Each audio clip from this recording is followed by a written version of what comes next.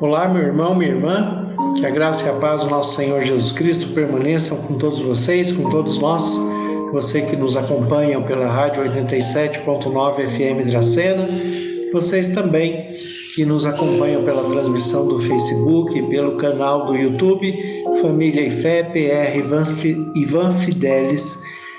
É o canal que nós pedimos para que você se inscreva, para que você compartilhe, comente, deixe seu like, porque assim nós alcançamos mais pessoas com uma boa reflexão acerca da palavra de Deus.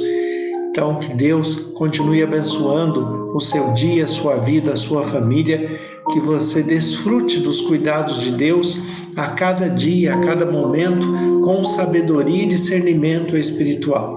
Que Deus fortaleça a sua vida em Cristo Jesus e que você se permita ser guiado pelo Espírito Santo como filho de Deus.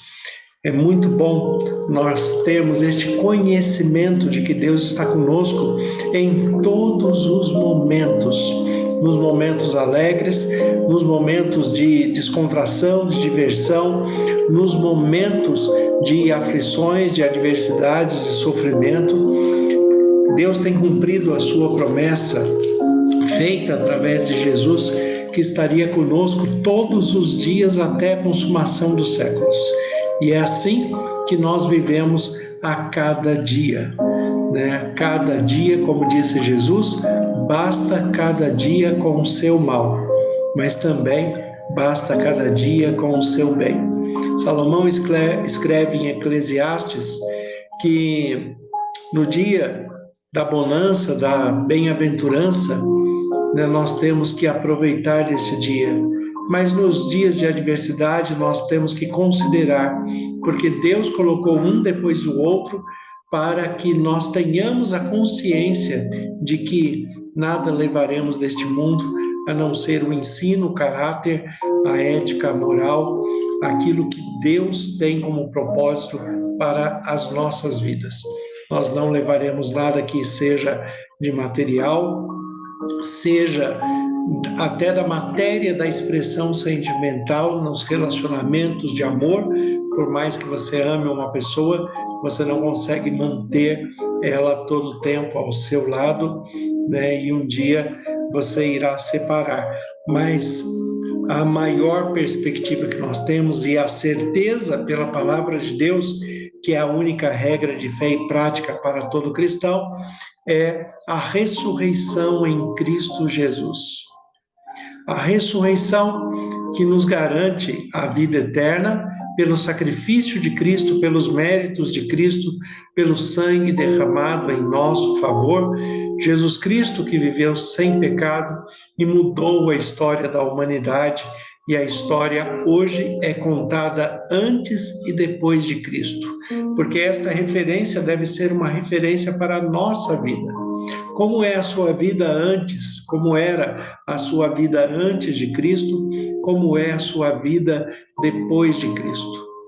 Se a presença de Cristo dividiu o tempo da humanidade antes e depois dele, é porque na nossa individualidade esse tempo continua sendo dividido. Antes de Cristo, nós temos a corrupção do pecado vista de uma forma diferenciada e muitas vezes vista até de uma forma proveitosa e agradável. Mas depois de Cristo, nós vemos as nossas deficiências, as nossas dificuldades, as nossas limitações humanas, mas sabemos que em Cristo somos mais que vencedores e podemos alcançar a vitória. Como o apóstolo João escreve em Apocalipse, em cada final das cartas, a partir do capítulo 2 de Apocalipse, o apóstolo João escreve: ao vencedor eu darei, e aí em cada carta vem uma recompensa. Ao vencedor, aquele que chegar até o fim. Ao vencedor. E nós esperamos estar lá, esperamos estar com os vencedores, apesar dos crisóis, dos problemas que nós passamos aqui nesta vida. Como eu já disse em outras vezes para vocês, o crisol, ele não é o problema em si, o crisol é o recipiente, o que vai dentro dele é que sofre, né, o calor do fogo, é o que sofre a adversidade, é o que tem que lutar com resiliência para ser moldado segundo os propósitos de Deus em sua vida.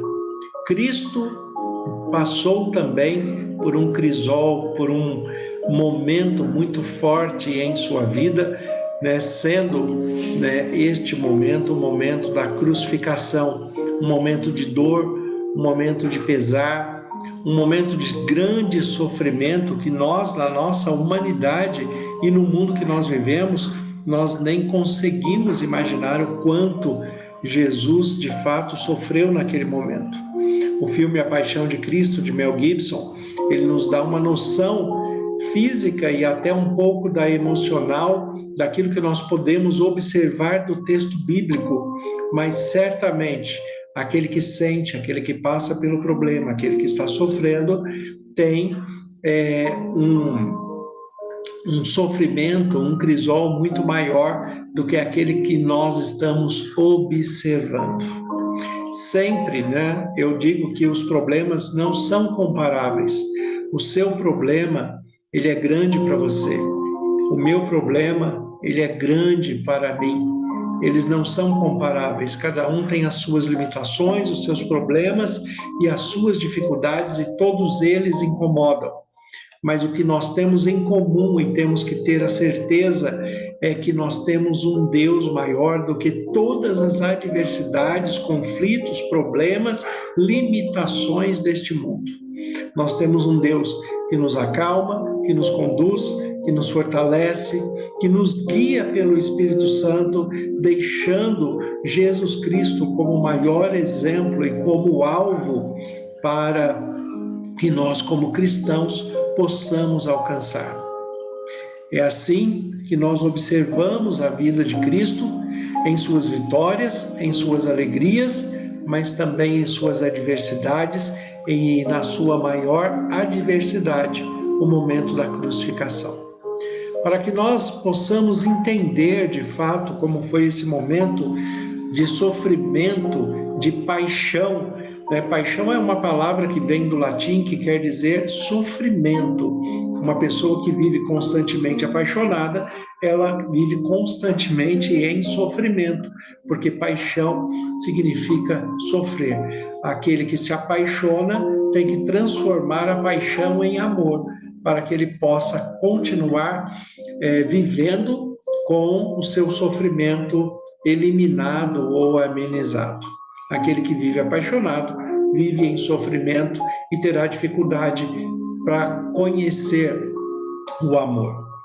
Para que nós possamos entender esse sofrimento de Cristo e o sofrimento de Deus ao observar seu Filho sendo crucificado, nós podemos começar esse pensamento compreendendo a história de Jó. Eu já disse muitas vezes que o testemunho que Deus disse a Jó é esse testemunho que eu espero ouvir de Deus.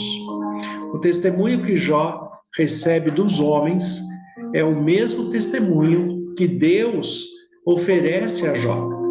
No capítulo 1 do livro de Jó, o versículo 1, ele diz: havia um homem na terra de Uz cujo nome era Jó.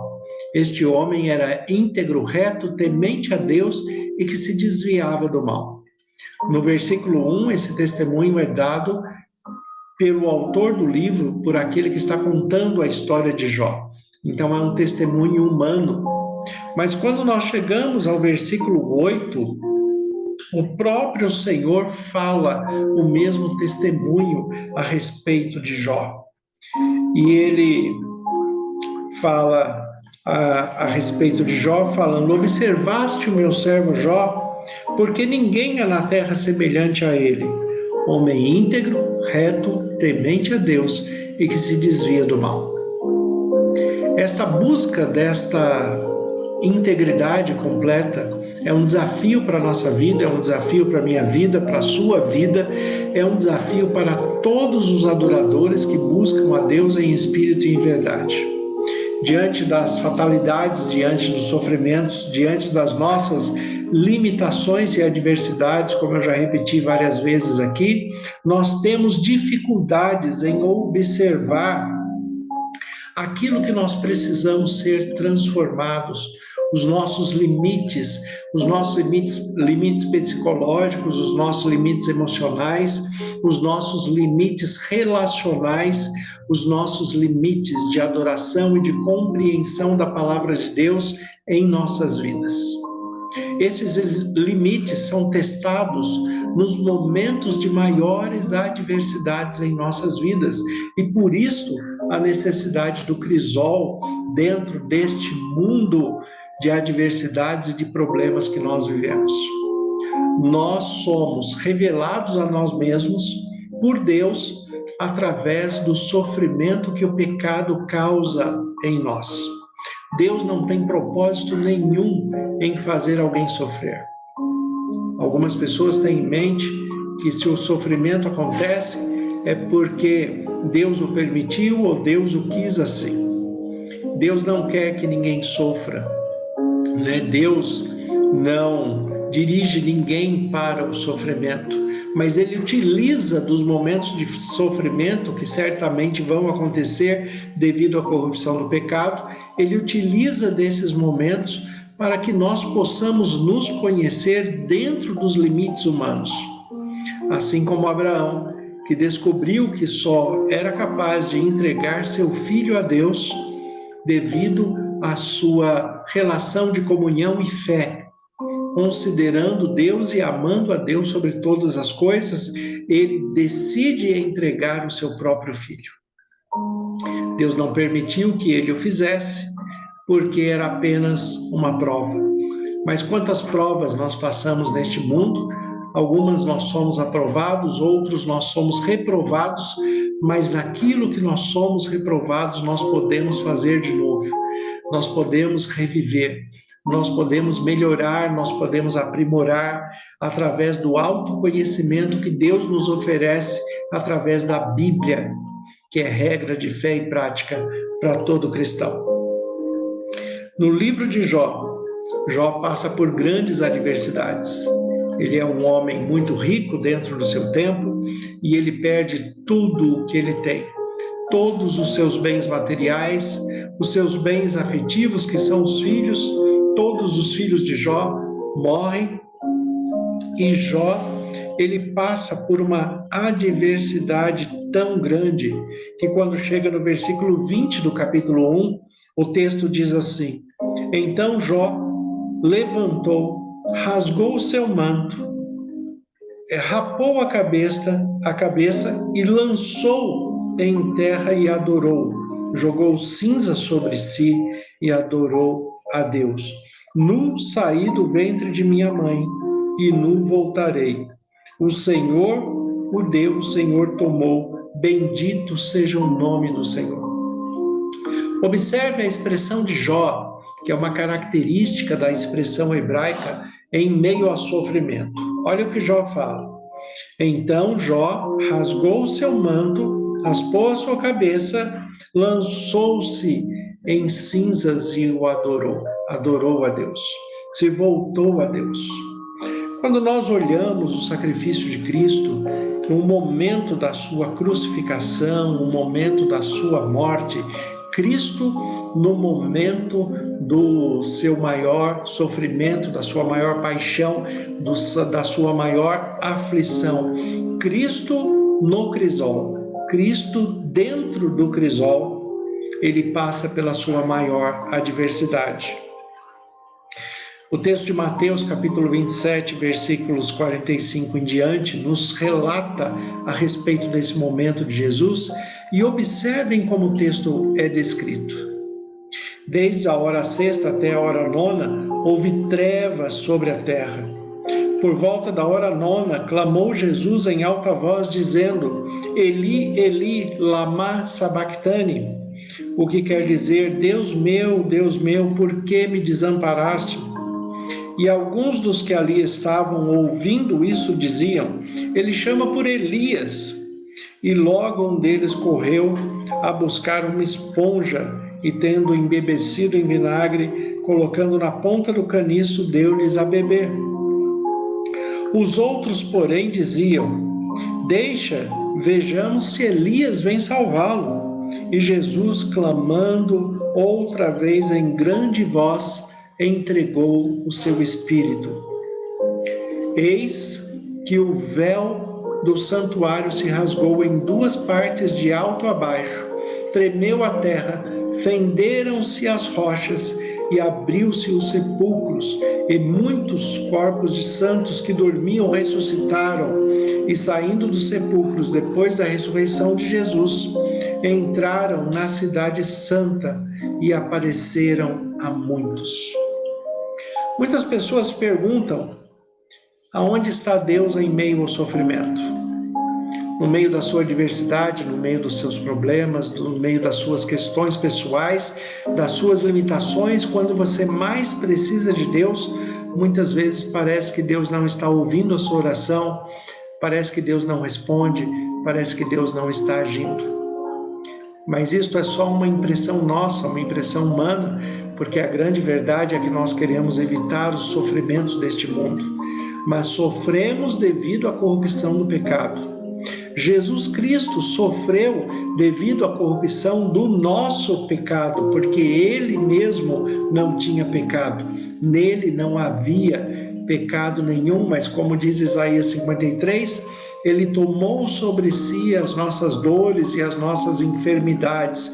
Ele se fez pecado por nós.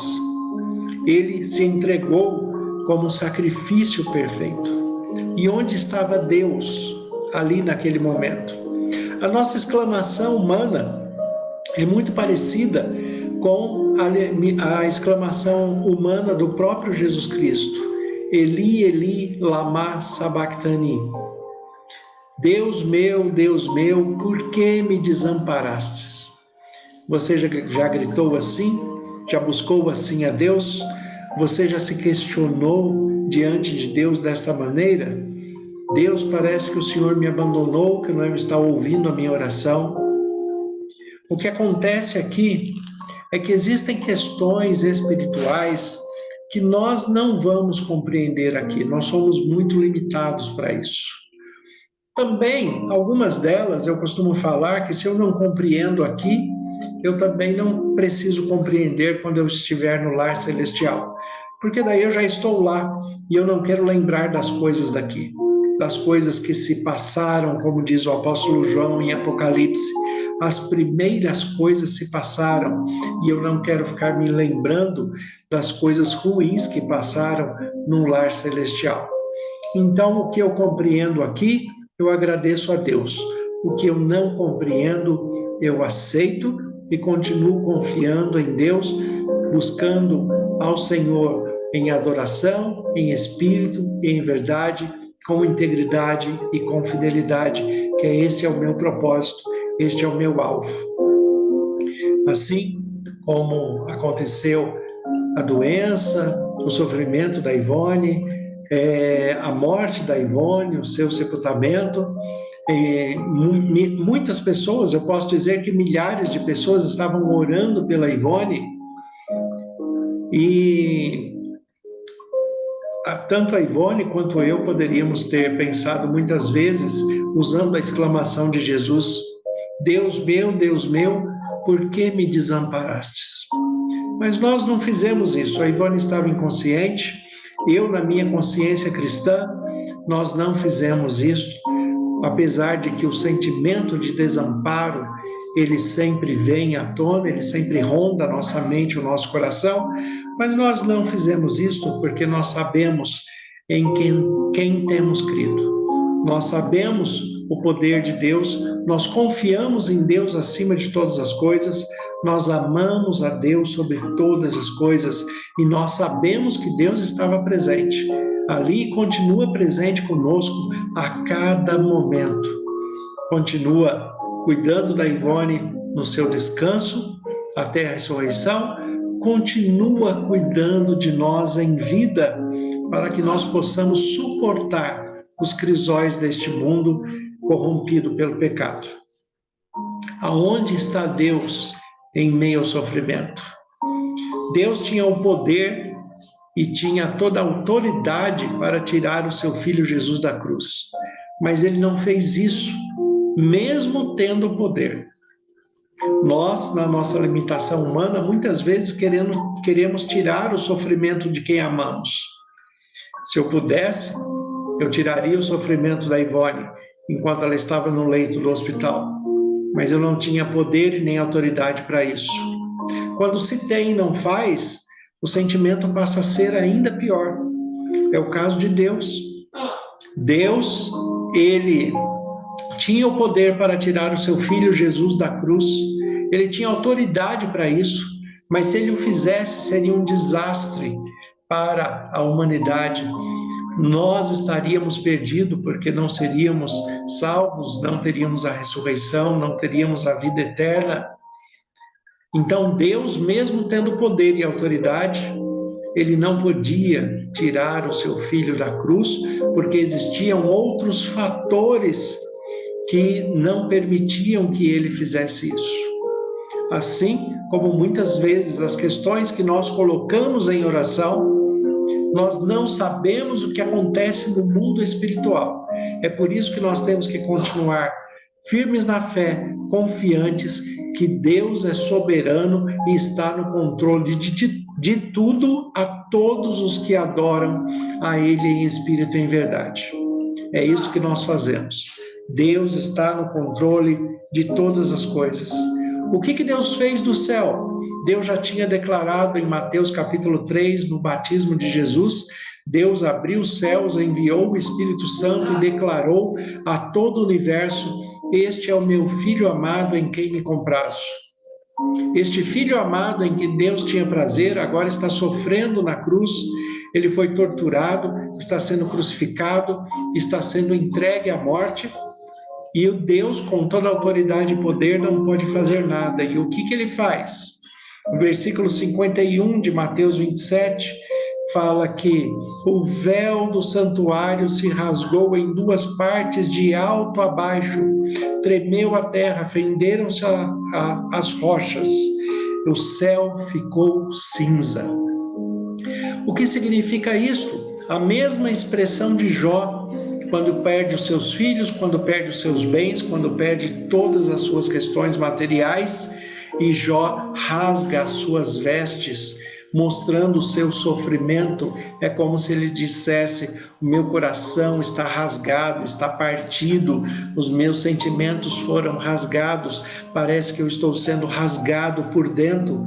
E para mostrar isso, ele se rasga por fora, ele rasga as suas vestes para mostrar que ele está sendo rasgado nas suas emoções e sentimentos por dentro. É isso que Deus faz para usar da expressão hebraica, da cultura hebraica, daquilo que o povo entendia naquela época. Deus rasga as suas vestes, ele rasga o seu véu do santuário de cima a baixo. E ele deixa o céu todo cinza, que são as cinzas da tristeza que Deus sentiu naquele momento em ver o sofrimento do seu filho e não poder tirá-lo da cruz por circunstâncias e situações espirituais que hoje nós sabemos que influenciariam a nossa salvação, ressurreição e vida eterna. Ainda temos questões humanas que nós não conhecemos, mas quando nós sofremos no nosso crisol, pode ter certeza que Deus sofre junto. Ele rasga as suas vestes junto conosco. Ele sofre junto conosco a cada dia.